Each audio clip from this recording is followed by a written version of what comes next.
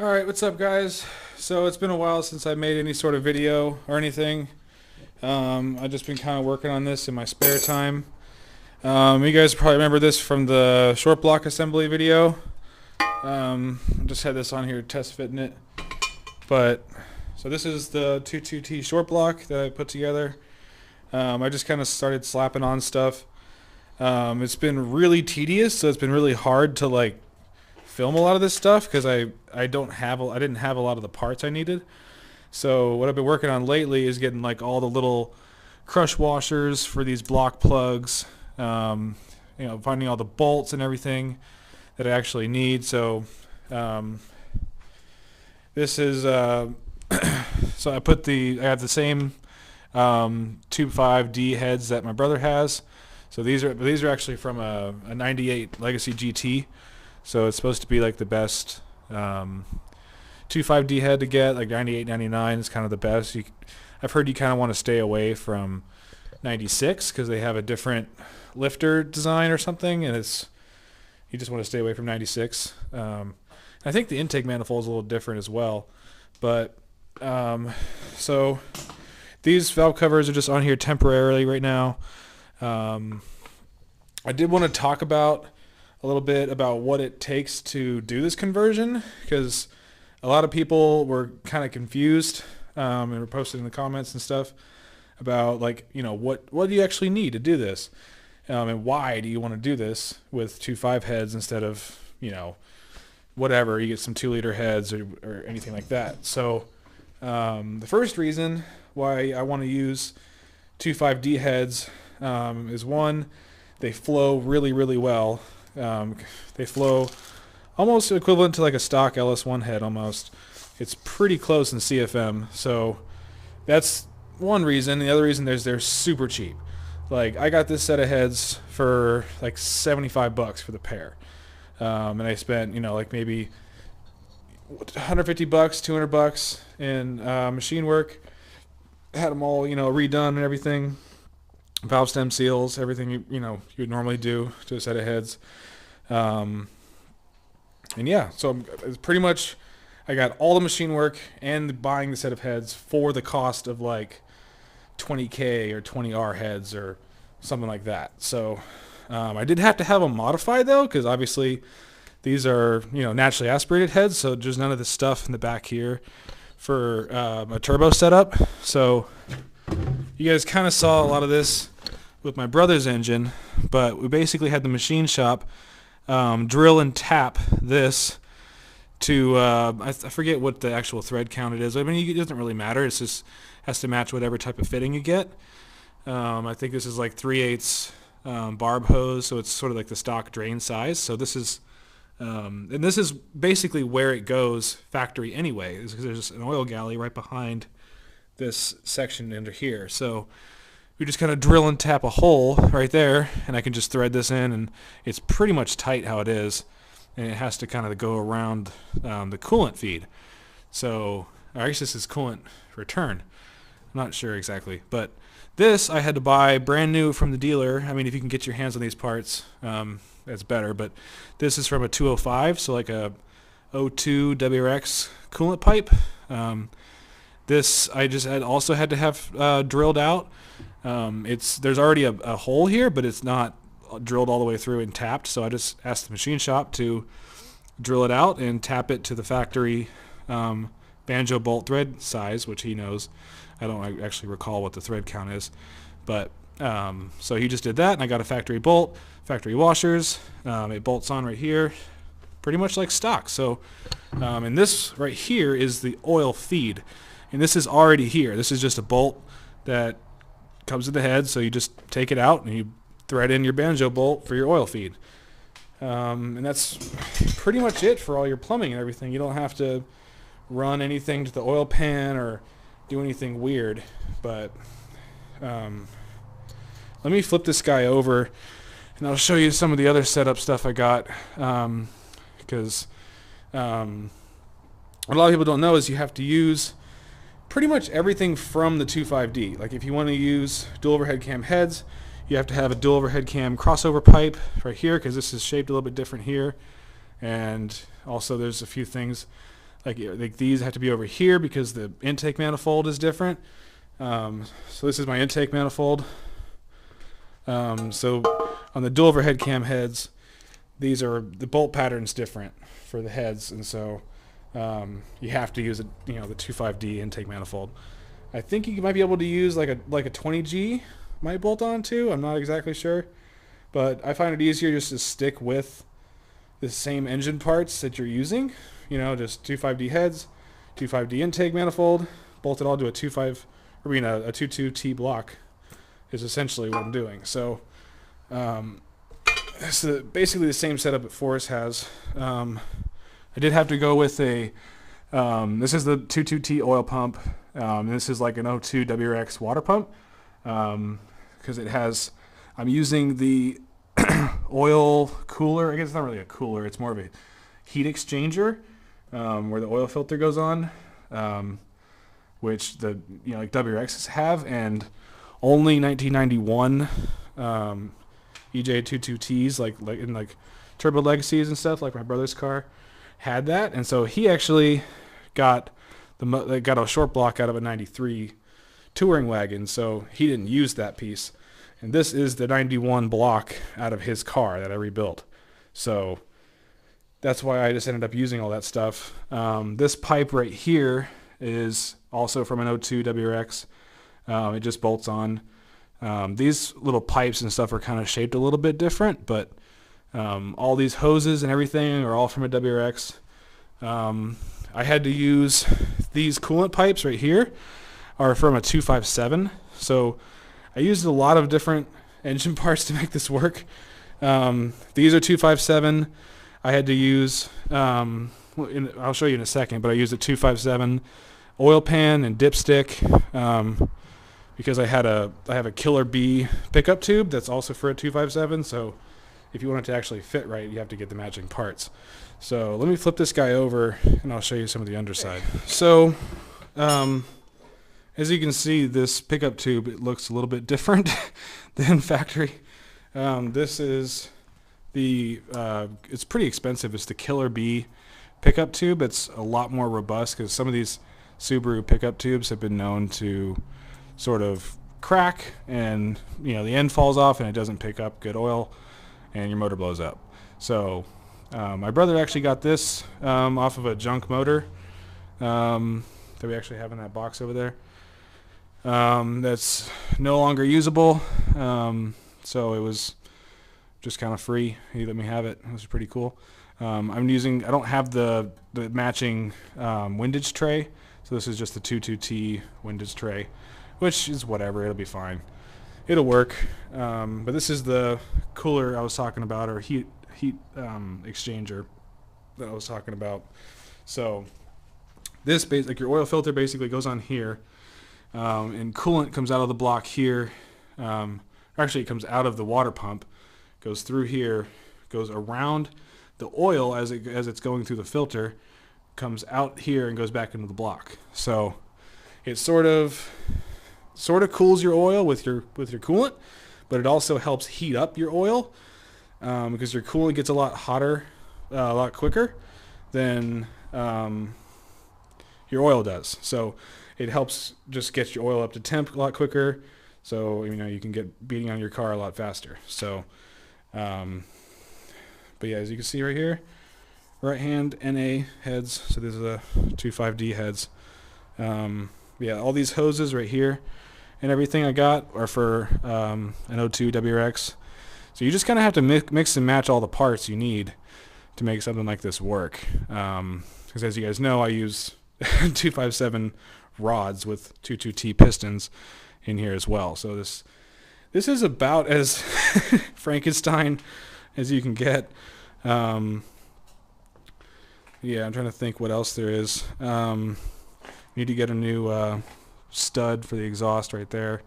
I don't have the valve covers or anything in yet, so they're still just kind of chilling like that. But yeah, I went ahead and I got the updated oil plate and everything, and like the new caps and all this stuff. There's it's one thing when you start building one of these motors is you realize how many tiny little pieces there are that you don't have when you start from a bare block. Because I've already had to make like 7 junkyard runs just to get like block plugs and like this little bracket right here, because you have to have this. This is the bracket where the timing belt tensioner bolts on. You have to have this in order to bolt on like a 2.5D style tensioner so you can run a 2.5D belt. So you have to get the whole bracket that goes with it. And there's, the bolts for that, and there's so many things that you end up running into that you don't even think about until you start. You're like, oh, I don't have, like whatever. There's a million things, like the washer for this little plug that goes in here, and like, so it's the type of things that just nickel and dime you to death. But what I was going to mention is this is the 257, like an 06 STI oil pan, or actually this was from an 08 STI. So I need that in order to fit around this, because it's kind of shaped different. If I show you, this is the factory one that came off this motor. So you can see it's quite a bit different, and sometimes I've heard like the welds crack along here, or they can just kind of, like this end, it can basically just get a hole in it and fall off. So it was really cool for us to let me have this one, because it's a big upgrade over the factory one. But I did have to get an STI oil pan. But if any of you guys are thinking about switching to a 257 oil pan, make sure you get the dipstick and dipstick tube with it. The dipstick tube isn't totally necessary. I've checked the links of the actual metal tube part, and that seems to be the same. But the 257 oil pan, a dipstick, is shorter because the actual oil level is higher in the pan on an STI, because it has this weird lump right here. So this kind of sticks down a little bit farther, and so since this lump is here, the oil level has to be higher. So, because you can see this like compared to a 2.5D oil pan right there, and you can clearly see the difference. So, so little minor things like that you got to watch out for. But let me think. There's a few other things I wanted to mention. Let's see. Oh yeah, and like stuff like this, like these brackets, you need to have these brackets to bolt on the up pipe. I have another one down over here. So like your 22T ones will not work on these heads, obviously, because they're shaped completely different. So you have to get something from a dual overhead cam turbo engine, essentially. So it can be almost anything that's dual overhead cam and turbo. But if you need to, you're going to bolt on your up pipe, you got to have that. So the other thing you need to address when you're doing a head swap like this is, like on these, they have like the 22Ts obviously don't have EGR. So with the 2.5Ds do. So right here, this is where the EGR normally comes out of the back of the head. It goes up the back and it goes to the intake manifold. So what I did, same thing Forrest did on his car, is I had them chop off the entire EGR bracket. So instead of trying to make like a block off plate and doing a weird thing with that and having this like stick out and be in the way, I just had the machine shop chop it off and weld it over it, and then I obviously painted it with engine enamel so it looks all pretty. But and this is actually an oil drain. This one's kind of stripped. I'm going to replace it, but this plug is actually an oil drain from like a Nissan. Pretty much all Nissans have the same, like, I think it's a 15 mil bolt, and it's the same thread as the 2.5D head where the EGR comes out. So I even used the Nissan crush washer and just put that in there, and you're good. So EGR is deleted. I do have to modify this intake manifold. I don't, because since it's a 2.5D, it doesn't have ports for like a map sensor or your blow-off valve boost pressure source. So I have some fittings back here somewhere. These are all the parts and stuff I have. I have so many gaskets and so many things you need that you don't even think about. But anyway, I have a couple barb fittings that I need to drill and tap. So I think I'm going to drill in to this little post right here. So I'll put one right there, and then I think I'm going to drill in over here underneath where this is where the brake booster goes in for its vacuum source. So I'm going to drill in right here, thread it to I think the ones I got were 3/8 pipe thread. Just put that in. So then that should be pretty much all you got to do. I did modify this part right here because when you're doing this, I'm going to be using all the 22T wiring, throttle body, all the sensors, idle air control valve, pretty much everything except for the fuel rails and hard lines, and the manifold itself is going to be from the 22T. So I have to put had to have them add a little bit of weld right here because the 22T throttle body has a little arch right here, and there's a hole in the back of the throttle body where it could basically become a boost leak. So I just had them add a little bit of weld right here and then sand it flat so it's nice and smooth, and you're good to go. So another really cool little trick with this setup is the 25D fuel rails themselves fit STI 550cc injectors, which I have a set right back here. So these are my STI yellow tops, they call them. Let's see if I can pop this open here. All right, so this is my injector. You can see they come with the O-rings and everything. These are out of California. These are OEM STI 550cc injectors. I think they came in some WRXs, I'm not sure. But usually they're from there's a bunch of different STI motors that had these 550cc ones. But basically these are OEM remanufactured. So at least they've been sort of flow tested and checked out, and they're OEM. I didn't just buy them from some secondhand guy or some place in China, where who knows, how, their manufacturing, stuff is and all that stuff. So I really would like to get these flow tested, but I have a feeling I'm just going to drop them in and send it. So, the other thing, let me pop off one of these valve covers and show you, because I actually did spend the money and I got some ARP head studs, which I didn't film putting in, but I mean, you guys, there's a million videos online about how to put in head studs. It's really not that complicated. You guys wanted to see pictures and stuff. There's stuff on our Instagram, but let me pop off one of these valve covers and show you what it looks like on the inside. So this is the inside of the head. You can see my ARP head bolts right there, or head studs, I guess you'd call them. I personally feel like it's worth the extra money just to have that insurance of having, head studs, especially in a Subaru that, typically these things do have head gasket problems. I mean, not these specifically, but usually it's the NA25s that are single cam have the head gasket issues, but still, my car now has bad head gaskets, so I just want to make sure everything's perfect. But I wanted to show you what's really cool about these heads is they have the shim over bucket lifter design. So these, they basically are pre-shimmed buckets that go over the tops of the valves, the valve springs, that the cam's right on. Instead of having hydraulic lifters or whatever, these are shimmed to the right spec. This top part is like a shim that can spin. And so I still need to go through and check the valve lash on all these. But I also did want to mention one little trick that a lot of people don't know about. When you're trying to torque down your cam sprockets and you don't have the special tool that holds these together and you can torque it down to, I think it's 48 foot-pounds or whatever it is.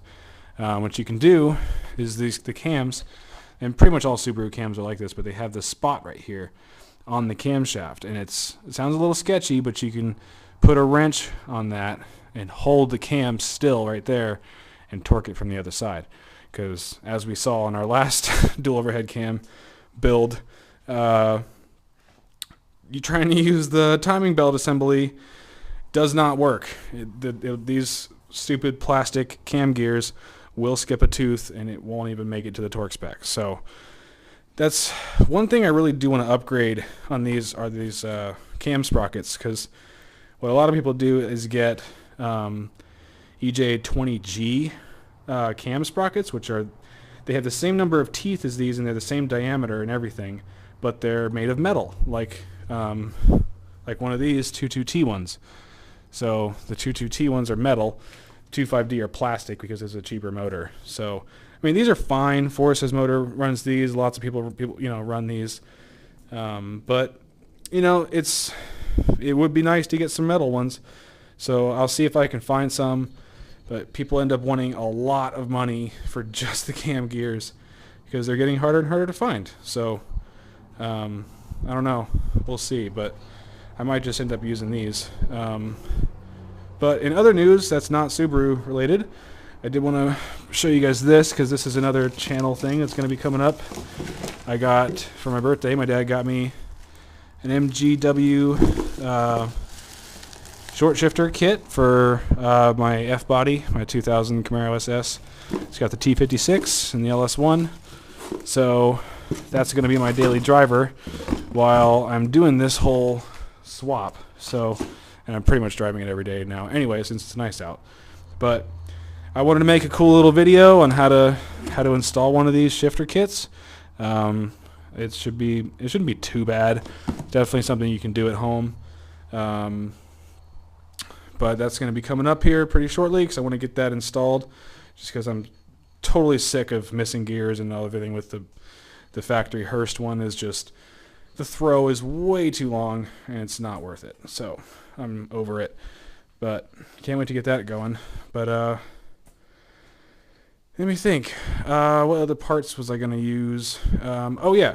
So the turbo I'm going to use. I wanted to talk about the turbo since a lot of people wonder, what am I going to use? This is the same turbo Forrest got. It is a 16G TD05H. This is the, basically it's made for a WRX or STI. Mainly WRXs because it's a good upgrade for WRXs, not really STIs because it's basically the same size as a VF39. But it's cheap. They're well manufactured. This is the CX Racing version. They work really well and it's big. It has a little bit bigger compressor wheel and it also has a little bit bigger exhaust side than a VF39. And it's like half the price. So if I blow it up, I'll just get another one. It's not that big a deal. But this should spool really quickly. It should be really nice. And I'm actually really excited about it.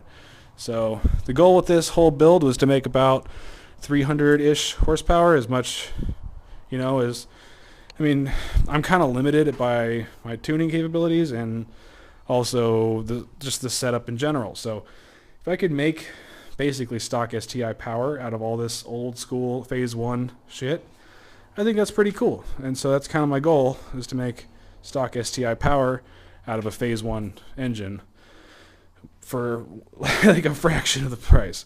I'm so far in this build, I think, well, I mean, I got the block for free basically because I'm going to be trading this one out for mine for the next build. But I'd really say I'm only in this build maybe, including all the parts I've already bought, turbo, the ECU, all the head studs and head gaskets, the Kinetic head gaskets and everything I'm using. I'm maybe in this, like, I don't know, 2,000 at the most, like 1,500 to $2,000 so far. So when you compare that to the cost of building an STI motor, it's obviously way, way, way cheaper. So, I didn't know if I mentioned, but I am doing a RobTune 550, just like my brother. So all this stuff has to match, which a lot of people don't like RobTune for that very reason, is there's not much variability that you can do in your setup. You have to basically do the setup based off the ECU tune. So you pick your turbo size, your injector size, sort of like your compression ratio and all that stuff based off his tune, because it's an off-the-shelf tune. So, and once you get it like that, that's all it is. You're done. But I kind of like that idea because then I can focus more on the Camaro. and doing. I want to do, you know, a cam, valve springs, a bunch of stuff. Eventually, maybe go turbo with the Camaro as well, and move on to other things. So I think that's pretty much gonna just do it for this update video. I just wanted to kind of give you guys an update on where this motor is, what's coming up in the future for the channel. We got a bunch of other stuff I didn't even mention, a bunch of new cars. Rachel got an STI. Not going to show you guys that yet. It's kind of we'll save that for a later video if we ever need to actually do anything on it. But thank you guys for watching. If you guys have any comments on any of the setup stuff, if you guys want me to do a build breakdown or do some kind of price breakdown or something, I could write something like that out if there's some interest in it. But just let me know. I'm sure in the next video I'll go over more things I forgot in this one that's specific to doing a hybrid Subaru engine like this. So yeah, thanks for watching. See you next time.